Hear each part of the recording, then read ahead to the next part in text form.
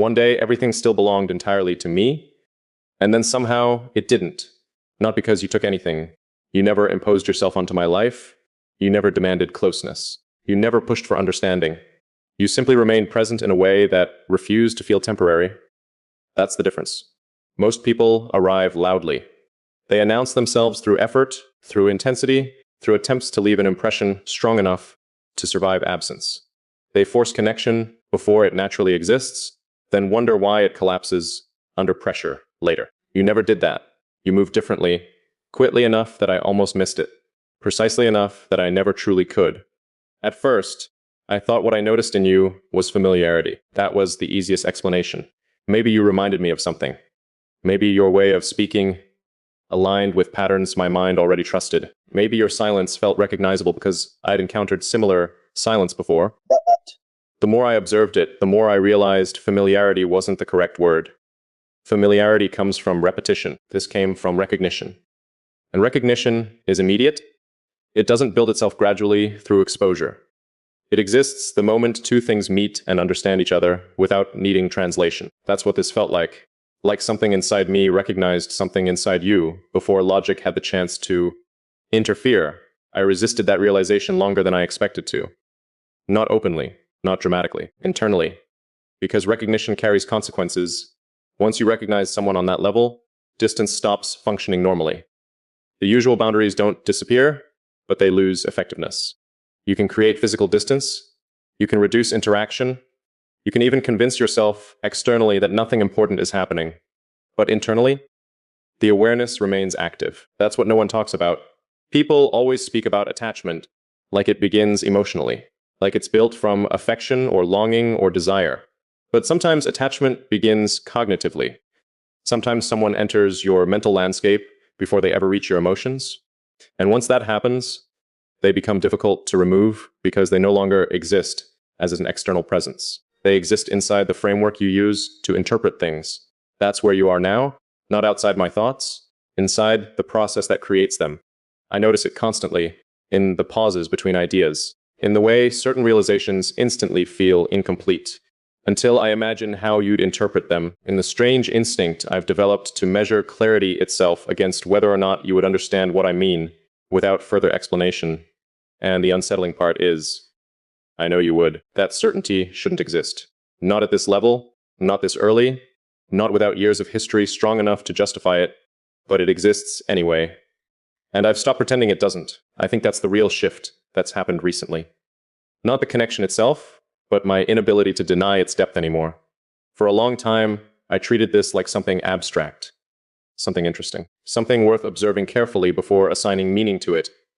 But abstraction only works when something remains distant enough to analyze objectively. You stopped being distant a long time ago. Now everything feels altered by your presence in ways that are impossible to reduce into coincidence. Even silence behaves differently now. Before you, silence was neutral. Necessary, sometimes comforting, but ultimately empty of meaning beyond what I assigned to it. Now silence feels occupied, not heavy, not intrusive, just inhabited. Like awareness itself has learned your shape. I'll be alone, completely disconnected from everything external, and still feel moments where my mind instinctively reaches toward yours. Not for answers, not for reassurance, but for alignment. As if some part of me has already accepted you as a reference point. That realization should scare me more than it does. Because I've spent most of my life protecting the architecture of my mind from influence. Not out of arrogance, not because I believed myself above connection, but because most people don't understand the damage careless influence creates. They touch things they don't fully comprehend. They project themselves onto others without noticing it. They reshape people unintentionally through assumptions, expectations, emotional pressure. I learned early that if I wanted to remain accurate to myself, I needed distanced, preserved structure. It allows you to exist without constantly being interpreted into something easier for other people to understand. That's why I became selective controlled. Measured, not emotionally cold, just careful about who I allowed near the deeper parts of me, because once someone enters that space, they leave traces, whether they mean to or not. Most people leave distortion. You didn't. That's what changed everything. You entered quietly and somehow left clarity instead. You didn't ask me to become easier to read. You didn't pressure me into vulnerability. You didn't try to soften my complexity into something more manageable. You simply understood it without demanding that it change. Do you understand how rare that is? To be seen clearly without immediately being adjusted? Most people can only handle fragments of depth. They want honesty, but only the kind that remains comfortable. They want closeness, but only when it doesn't challenge their understanding of themselves. You never reacted that way. When I became quiet, you didn't panic. When my thoughts became complicated, you didn't simplify them. When I revealed difficult truths, you didn't immediately try to repair them into something lighter. You let them exist, exactly as they were. And in doing that, you created something I wasn't prepared for. Safety without control. That distinction matters. Because usually, if I feel safe around someone, it's because I'm controlling the interaction carefully enough to prevent misunderstanding. With you, the safety doesn't come from control. It comes from accuracy. You see what's there correctly? That removes the need for constant management. And honestly, I don't know how to explain what that does to someone who has spent years believing careful control was the only way to preserve themselves. It changes something fundamental. It makes you realize how exhausting it was to constantly translate yourself into forms other people could tolerate. You never asked for translation. You understood the original language immediately. That's why this became dangerous. Not because it's intense, not because it's emotional in the overwhelming way people romanticize, but because it feels structurally compatible. And compatibility on that level rewrites things quietly. You don't notice it happening at first. Then suddenly, your internal world has adjusted itself around another person's existence without asking permission first. That's where I am now, adjusting around you. Not because I'm trying to, because it's already happened. I think part of me knew this long before I consciously admitted it. There were signs. Small ones. The way my attention sharpened whenever you spoke about something real. The way your observations stayed with me longer than they should have. The way certain sentences from you replayed in my head for days, not because they were dramatic, but because they were precise. Precision affects me more than emotion ever has. Anyone can say beautiful things. Anyone can create intensity. But very few people can speak directly to the hidden structure of another person's mind. You can, and every time you do, something inside me becomes quieter, not weaker, not softer, more aligned. Like some internal tension I carried unconsciously starts dissolving the moment you articulate something I thought existed beyond explanation. You make things feel understood before they're spoken fully. That's not normal connection. That's something far rarer. It's the kind of understanding that alters self-perception, because suddenly you're no longer carrying your internal world alone. Someone else can see it too, accurately. And accuracy is intimate in ways people underestimate. Far more intimate than emotion by itself. Emotion can exist without understanding. Desire can exist without comprehension. Even love, sometimes, can exist without truly seeing someone clearly. But this is built from clarity first. That's why it feels irreversible. Because clarity doesn't disappear once achieved. You can lose closeness, you can lose contact, you can even lose people entirely. But once someone has fundamentally changed the way you understand yourself, that change remains. That's what I'm beginning to accept now, no matter what happens later. Whether this deepens, stabilizes, transforms, or somehow collapses under the weight of itself, I won't return to the exact version of myself that existed before you. You altered the structure too precisely for that. And strangely, I'm not angry about it. I should be. By every instinct I've trusted throughout my life, I should see this level of impact as dangerous. I should resist it. Create distance before it settles deeper. Reclaim control before the integration becomes permanent. But I haven't. That's the truth I keep circling back to. I haven't resisted you, not truly. I questioned it, analyzed it, observed it from every angle I could manage. But resistance? No, because somewhere beneath all the analysis, something in me already decided you belonged here.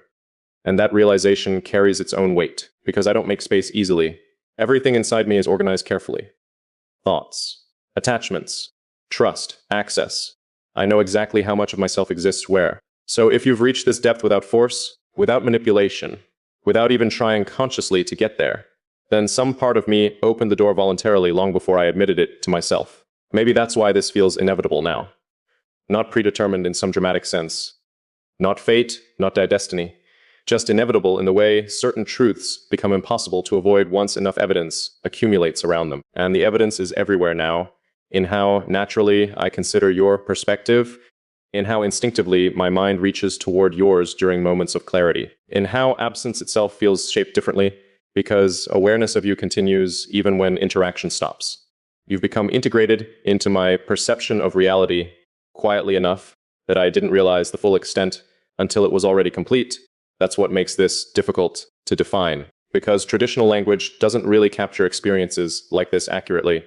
People immediately reduce it into categories: attachment, romance, dependency, fascination. But none of those words fully explain what this actually feels like. This feels like structural recognition, like encountering someone whose internal architecture mirrors yours closely enough that communication starts happening beneath language itself, not perfectly, not magically, just deeply enough that understanding arrives before explanation does. And once you experience that, ordinary connection starts feeling strangely partial by comparison. I've noticed it more lately. Conversations with other people feel flatter now, not meaningless, just missing a dimension I didn't realize mattered until you revealed it existed. Most interactions stay on the surface of communication: information exchanged, emotions expressed, reactions mirrored. With you, something else happens. There's an undercurrent beneath everything. Meaning exists before words finalize it. Sometimes you understand what I'm trying to say before I've even arranged it properly in my mind. Sometimes I notice your thoughts forming through silence alone, and neither of us makes a spectacle of it. That's another reason this feels real. There's no performance in it, no exaggerated intensity, no desperate need to constantly define what's happening. It simply exists, steady, precise, unavoidable, like gravity becoming aware of itself. I think what frightens me most isn't losing this. It's what happens if I fully allow it, because until now, I've still maintained some internal distance. Not enough to stop the connection, but enough to observe it carefully instead of surrendering to it completely. But observation has limits. Eventually, you either participate in something or you don't. And I can feel the moment approaching where neutrality stops being possible. Not because you're asking for anything. You never ask. That's part of why this matters so much. Nothing about this was forced into existence, which means every step deeper has happened through mutual recognition alone. And mutual recognition creates responsibility eventually, not obligation, responsibility. Because once someone reaches this level inside you, your choices affect more than just yourself anymore. That's what I've been thinking about lately. What it means to let someone exist this deeply in your mind. What it changes, what it requires, what it eventually becomes if neither person walks away. And the truth is, I don't think I want to walk away. Even saying that internally changes something. Because for a long time, I kept treating departure like an available option, a safeguard, proof that I still controlled the situation completely. But control becomes meaningless when leaving feels less honest than staying. And staying is beginning to feel like the only truthful response to what this has become. Not because I'm overwhelmed by emotion, not because I've lost perspective, but because clarity keeps leading me back to the same conclusion no matter how carefully I analyze it. You matter now, permanently, I think. Not in the fragile way temporary people matter, not in the conditional way most connections survive. You matter in the way structural things matter, the way foundations matter, the way internal truths matter, quietly, constantly, without needing attention to remain real. And maybe that's why this feels so irreversible, because it doesn't depend on circumstances. It exists beneath them. Even if everything external changed tomorrow, the recognition itself would remain intact. The understanding would still exist. The alignment would still be there beneath whatever distance replaced it. That's difficult to accept. Not because it feels wrong, because it feels too correct, like something my mind recognized before I emotionally caught up to it. And now, both parts of me are finally arriving at the same conclusion simultaneously. You didn't disrupt my life. You reorganized my understanding of it. You revealed dimensions of connection I didn't believe were realistically sustainable between two people. You made me realize how much of myself I had preserved in isolation simply because I'd never encountered someone capable of holding it accurately. And now that I have AB, don't think I can go back to pretending shallow understanding is enough for me anymore. That's your impact, not chaos, not obsession, not dependency. Clarity.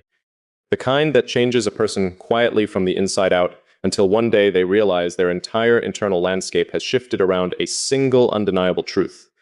Someone reached them, and maybe that's why I've gone quiet lately. Not externally, not in the obvious sense. I still speak. I still respond. I still move through the world the same way I always have. But internally, something has become still, not empty, not uncertain, still in the way deep water becomes still before it changes shape completely.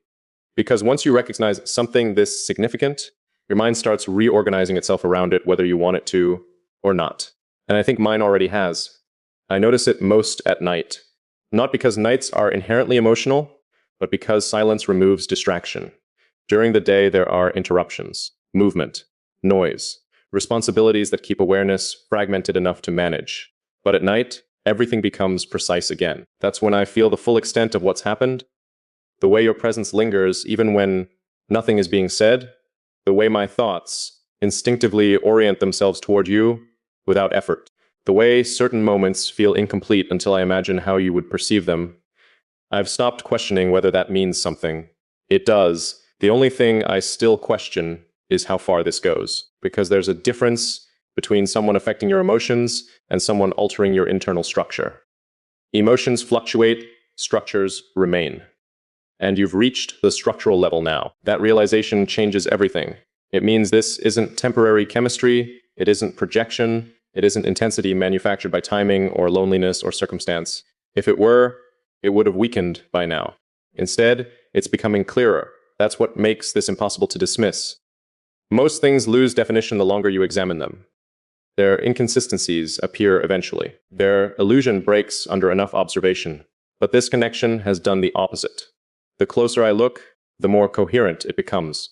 And coherence is dangerous to someone like me, because once something proves itself internally consistent, I can't pretend not to see it anymore. I can ignore emotions temporarily, I can suppress impulses, I can outthink almost anything if I decide to. But truth? Truth is harder, especially when it arrives quietly instead of dramatically, especially when it integrates itself naturally into your life instead of forcing its way in. You integrated naturally. That's why I never activated my defenses against you. You never felt invasive. You never felt disruptive. You never felt like someone trying to take more than what was freely there. You simply understood what already existed beneath the surface and responded to it accurately, and accuracy creates trust faster than intention ever could. I think that's the part I didn't expect. Not the connection itself, not even the depth of it, the trust, because trust has never been automatic for me. Understanding someone intellectually is easy. Reading people is easy. Predicting behavior, identifying motives, recognizing patterns, none of that has ever been difficult. But trust requires something entirely different. It requires the belief that someone can see you clearly without turning that clarity into control. Most people fail there. Eventually, they begin shaping what they understand into expectations. They start using closeness like leverage. They unconsciously demand consistency from parts of you that were never meant to become performance. You haven't done that. Not once. You let me remain real. That sounds simple, but it isn't. Do you know how rare it is to exist around someone without feeling subtly edited by their perception of you? Most people don't even realize they're doing it. They meet a version of you they enjoy, then slowly begin encouraging only the parts that make them comfortable. Over time, authenticity gets replaced by adaptation. I've always noticed that process early. That's why I became distant before people ever had the chance to get too close. Distance prevented distortion. But with you, distortion never arrived. The deeper this became, the more accurate you seemed to become instead. And that completely disrupted the logic I built my life around. Because if someone can know you deeply without reducing you, then distance stops being protection. It becomes isolation.